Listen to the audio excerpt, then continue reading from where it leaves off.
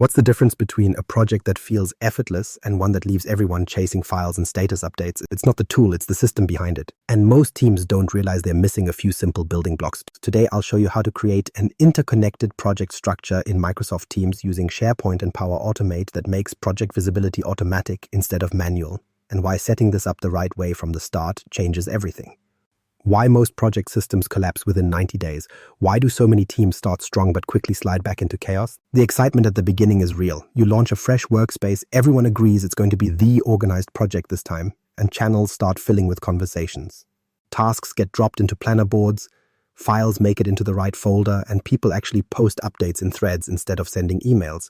For a short while, it feels like the team finally solved the coordination problem, like the right tool unlocked a better way of working. But that sense of order rarely lasts. Within a couple of months, the bright start fades, and suddenly you're asking yourself why things look exactly like the last system that failed.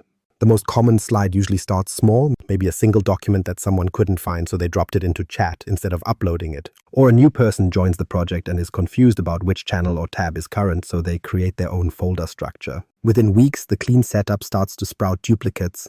The document library has 10 different final versions, each hiding in different corners. Chat threads drift into mini project logs, while the supposed central tracker stops reflecting what the team is actually doing. Everyone has good intentions, but the snowball effect is real. Unclear updates lead to side conversations, which lead to contradictory data, which eventually leads back to the exact confusion you thought you solved at the start.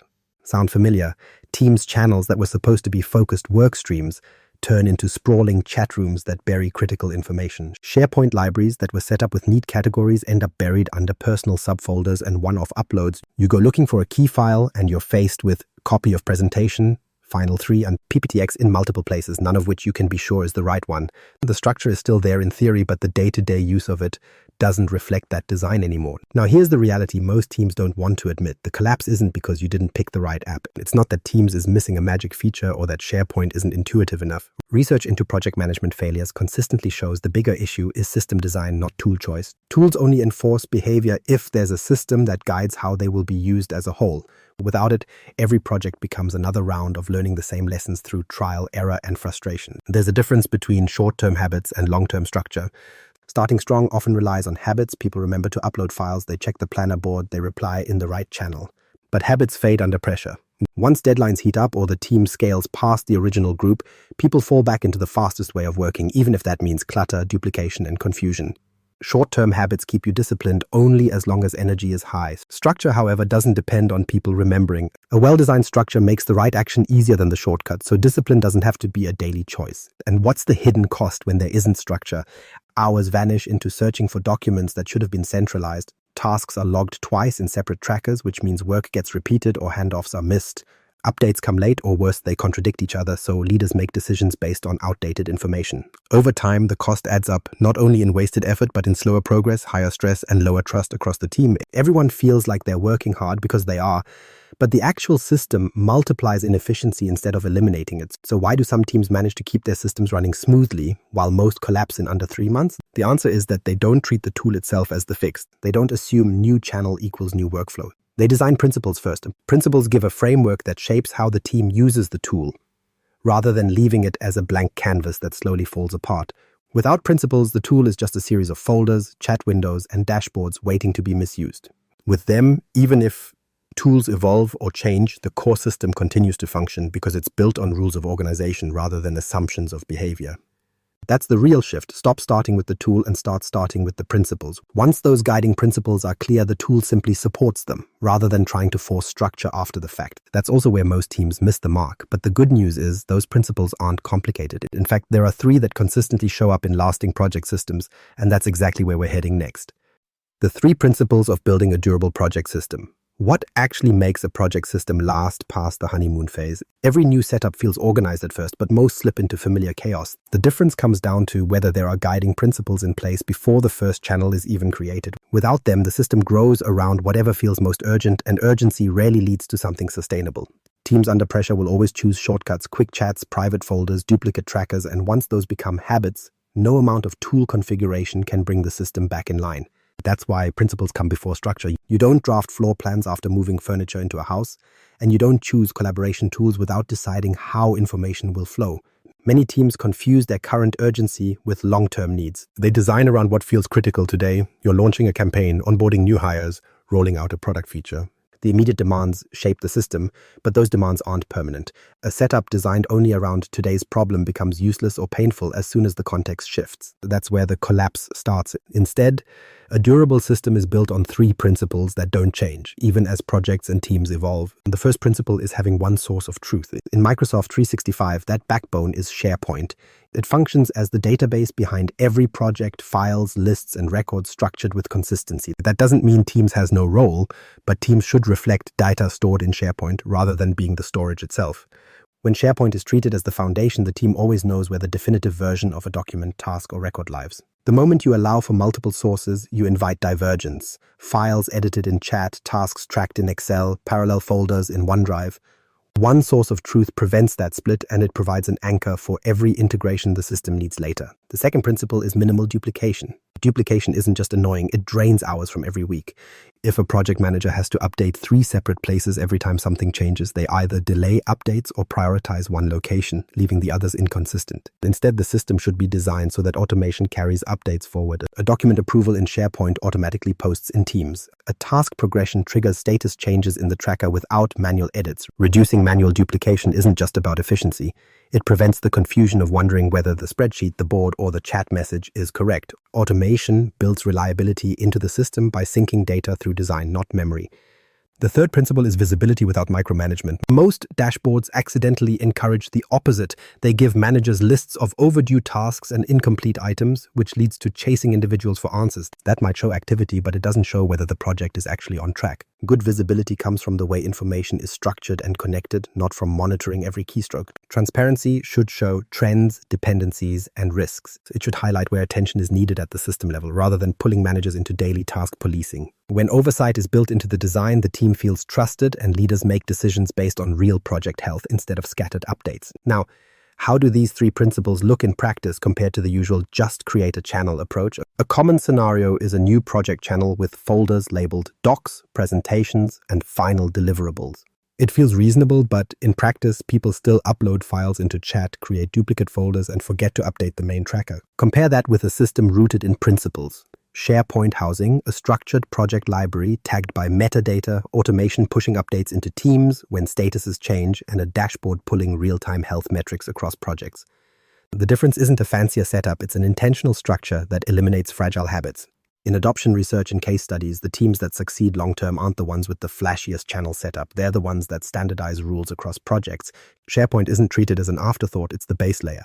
Automation isn't a bonus, it's the method to enforce consistency.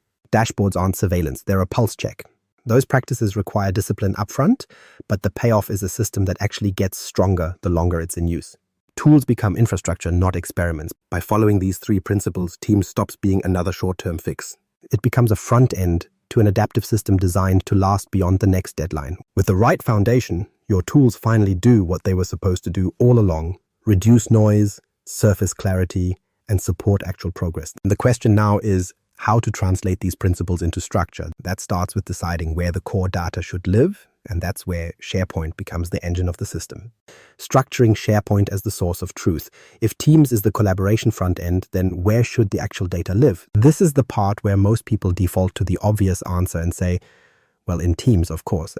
After all, it looks like everything is stored there. Channels have folders, you can upload documents, you can even create wikis. But in practice, this assumption is what creates the cascade of clutter that eventually sabotages the system. Teams is the conversation hub, but it was never intended to serve as the system of record. When files spread out across Teams, OneDrive, and even lingering email attachments, what started as a simple collaboration space quickly becomes a search problem nobody has time to solve. You've probably seen this firsthand as someone uploads the latest report into the channel's Files tab, while another person drafts edits in their personal OneDrive and emails it around. A few weeks later, you're juggling 4 slightly different versions. Nobody's sure which one is the final, and even if you manage to find the right copy, half the context is stuck in private chat threads. It only takes a handful of these cases before the entire project loses trust in the original setup, and people revert to shortcuts like emailing files or creating their own ad hoc storage. The misunderstanding comes from assuming that Teams is also the storage system. Technically, the files surface in Teams, but behind the scenes, they are still stored in SharePoint. When you click on the Files tab in a channel, it's pointing to a SharePoint document library. The problem shows up when people don't recognize that underlying structure and treat teams like a file drive. That's when silos emerge. A few files get parked in private OneDrive folders, while others are dumped directly into chat threads, which leaves them stranded with no metadata, no governance, and no link back to the main project. What looks like efficiency at the moment actually splinters the system into unconnected parts. This is why the design decision really matters. SharePoint should be treated as the backbone of the entire project system. Think of it less like a folder structure and more like a database. Instead of random folders labeled draft or version 2, you can create a library tagged with metadata, project name, client, document type, last updated owner. Search becomes reliable because the system isn't depending on people to guess the right folder name, but instead organizes files with attributes. That structure also scales. You don't end up with 20 nested folders, where the only way to find something is by knowing the exact path. Metadata lets different people discover the same document from different angles. So here's the real question: what belongs in SharePoint and what belongs in Teams? The answer is less about features and more about purpose. SharePoint holds the authoritative data, documents, structured project lists, formal records. It's where you want the official version of everything to live. Teams, on the other hand, holds the conversations that give those documents context. Quick questions, clarifications, back and forth discussions. If someone wants to know why a decision was made, the context is in Teams. If they need the actual deliverable, it's in SharePoint. The system becomes clear because each tool has a defined role instead of overlapping into chaos. And here's the twist. This isn't just about making things easier to find. Structuring the backbone in SharePoint also enables things you don't see right away. Audit trails, governance compliance, automation triggers. You can't audit a file that only exists as an attachment in a private chat thread. You can't build a workflow around an update trapped in someone's inbox. But if it's in SharePoint, the system inherently supports version control, triggers for automation, and consistent labeling for policies. That one decision to treat SharePoint as the engine instead of the storage afterthought unlocks everything else you build on top of it. That's the real payoff. SharePoint isn't just file storage. It's the structured layer that keeps your projects consistent, reliable, and capable of scaling. Teams handles the human conversations, but SharePoint ensures the system has a brain rather than a pile of documents. Once this foundation is in place, you can stop relying on people to remember every update. Instead, you can hand that responsibility off to the system itself. From there, the natural next step is moving from static data into dynamic workflows, and that's where Power Automate comes in. Making updates automatic with Power Automate. What if project updates could literally post themselves? Imagine not having to chase people for the latest status or wonder whether a tracker was actually updated. Instead of waiting for someone to remember, the system just does it. That might sound a bit futuristic, but that's exactly what Power Automate makes possible when it's tied into SharePoint and Teams. The difference between a manual system and an automatic one isn't minor. It's often the leap between a project that feels like constant catch-up and one that runs smoothly in the background. Think about the two different realities. In the manual version, you're sending reminders, people are forwarding emails, and then someone finally updates the central tracker, usually at the end of the week. By that time, the information is already out of date and decisions are based on stale data. Compare that to a system where the update is triggered the moment a piece of work is approved or shifted to the next stage. Instead of relying on memory, the system itself carries the change forward. Suddenly, the project doesn't depend on how disciplined individuals are. It depends on workflows you've already locked in. Now, not every Power Automate trigger is actually useful. Some can flood your team with constant noise. You've probably seen someone go overboard and set up flows where every single file upload spams an entire channel, drowning out the actual conversations. That's the danger of treating automation like a novelty. The real strength doesn't come from flashy workflows that impress people once and then get muted. The value is in choosing triggers that solve friction points, updates that no longer need to rely on human effort. The risk of creating noise is real, and it's just as damaging as having no automation at all. The hidden cost of leaving things manual is bigger than it looks. Every time an update is missed or delayed, the chain of information gets weaker. A single late update can ripple into misaligned tasks, duplicated work, or even wrong decisions. Ineffective status reports aren't just frustrating, they carry a cost in real dollars. Here's a simple way to see it. Multiply the average time it takes someone to post a routine update by the number of people on your team and then stretch it over weeks. Even a modest number looks heavy fast. For example, 5 minutes spent updating a tracker twice a week, multiplied across a team of 10 ads up to over 16 hours a month gone. That's essentially 2 full days of work wasted on typing information the system could have passed along automatically. So what does a valuable workflow actually look like? Picture a document going through approval in SharePoint. As soon as the status changes, a trigger posts an update into the Teams channel saying the document is approved and ready for use. At the same time, the project status field in SharePoint updates automatically to reflect the milestone. Nobody had to send a reminder, draft an email, or log into the tracker. The update became visible at the exact moment it happened. That's the kind of flow that eliminates lag and creates confidence in the system without adding any noise. From a business perspective, this is where the ROI becomes clear. Yes, setting up a flow takes time, and it might take an hour to build and test a reliable approval workflow, but compare that investment with the wasted hours added up across months of project work. The payoff isn't abstract, it's tangible and measurable. Automation doesn't just make life easier for the project manager, it reduces the hidden labor cost baked into every manual update. But it's worth remembering that automation itself can become a problem if it's scattershot.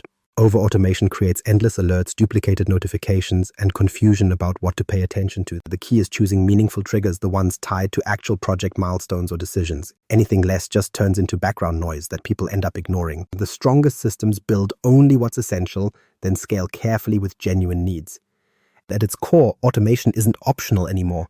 It's the backbone of real-time visibility in a project system. Without it, you will always rely on human willpower to keep information current. With it, the system takes on the burden and lets the team focus on actual work. Once data flows reliably from SharePoint into Teams and updates are automatic rather than manual, the next question becomes, what's the value of all this visibility for leaders trying to steer the project without slipping into micromanagement? Visibility without micromanagement. How do you keep oversight without making the team feel watched? It's a question every project lead has faced. Managers want confidence the work is moving forward, but nobody likes the feeling that every keystroke might be checked. Striking the balance is tricky because traditional tracking methods lean too far in one direction. Either you drown leaders with so much raw data that patterns get lost, or you reduce updates to task-by-task snapshots that encourage micromanaging. Neither version builds trust, and both put unnecessary friction between the people doing the work and the people responsible for guiding it. The problem feeds itself because of the way dashboards are usually designed. When there's no system behind the scenes to structure the data, reporting tools can only surface what's being manually fed into them. That often leads to dashboards that look impressive but provide poor insight. You'll see lists of overdue tasks, incomplete checkboxes, or counts of files created. On paper, it shows activity. In practice, it leaves leaders asking more questions than it answers, and the fastest way to fill those gaps is to start chasing down individual team members for updates. That's when oversight crosses the line into micro-tracking routines, which doesn't improve outcomes, it just makes people defensive. And the tension comes from how both sides of the project experience the reporting. Teams want freedom to focus on execution without constant interruptions. Leaders want certainty that risks are spotted early and milestones are realistic. Those needs feel like opposites, freedom versus control. But the truth is it doesn't have to be a trade-off. When structure and automation carry information through the system automatically, leaders get clarity without having to schedule endless check-ins, and workers don't feel like they're reporting into a black hole. The oversight happens by design, not by surveillance. Let's take a concrete example. When SharePoint is treated as the structured source of truth and Teams carries the conversations, the resulting data is already clean. By linking that data into Power BI, you can build project health dashboards that update in real time. Instead of showing 100 tiny tasks, the dashboard can highlight patterns, which milestones are slipping, whether dependencies are stacking up, or where bottlenecks are forming. You end up with oversight based on actual signals rather than on guesswork or individual reports. Nobody had to be chased for an update because the automation carried the information to the dashboard. The difference in perspective here is huge. Task-level dashboards encourage managers to monitor progress by hovering over each person's mini to-do list. System-level dashboards flip the lens. They let managers see that Phase 2 deliverables are drifting 2 days later each week, or that approval cycles are getting stuck with the same stakeholder. That type of visibility isn't about control over each action. It's about finding the themes that could threaten the entire timeline. Leaders can spend energy solving the systemic issue instead of policing daily activity. This has a side effect people don't recognize until they've lived through it. The best oversight is almost invisible. When workers don't notice how status is being tracked, they stop feeling pressure to perform for the dashboard, and they just work, and the system captures milestones, risks, and completions as they naturally occur. Leaders see the information flowing in, make decisions, and adjust course, all without staging a weekly ritual where the team pauses progress just to feed a report. Oversight functions best when it's an ambient part of the system, not another layer of administrative weight. And here's a subtle but important point. Micromanagement isn't usually the sign of a controlling manager. It's often the symptom of a system that doesn't provide useful visibility. When leaders can't see project health at the right altitude, their only option is drilling down into the weeds, which looks and feels like micromanagement. Building the right structure fixes this. Metrics should exist for decisions, not for control. That's the payoff of structured systems with automation baked in. Confidence for leaders, freedom for teams. Once you see how visibility can be built into the system itself, it circles back to the bigger theme of why this approach works. The projects that last aren't the ones propped up by carefully written rules or promises to check the tracker.